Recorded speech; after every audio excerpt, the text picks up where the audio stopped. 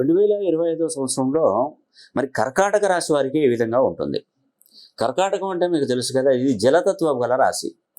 ఈ 2025 సంవత్సరం ఉగాది నుండి వీళ్ళకి ఏంటంటే అష్టమ శనిని కంప్లీట్ చేసుకున్నారు. మన కర్కాటక రాశి అంటే పునర్వసు 1వ పాదం, పుష్యమి 4 పాదాలు, ఆశ్లేష 4 పాదాలు కర్కాటక రాశి. ఈ కర్కాటక రాశి మనస్తత్వం ఎలా ఉంటుందంటే భావోద్వేగాలకు గురవుతూ ఉంటారండి వీరు.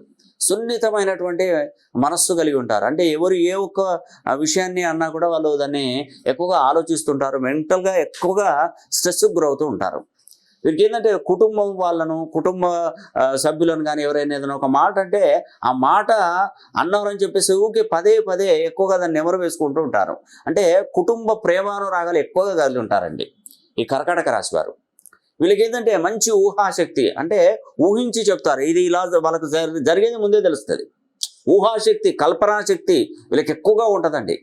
అదేవిధంగా ఇతరులను అర్థం చేసుకునేటువంటి గుణం కర్కాటక రాశి వారికి ఎక్కువగా ఉంటుంది. వాడు ఏం చెప్తున్నాడు, వాని బాధ ఏంది, వానికి ఏంటి, అసలు పరిస్థితులు ఏంటి అని కూడా వాళ్ళకు ఇతరులను అర్థం చేసుకునే శక్తి ఆ భగవంతుడు కల్పించాడు.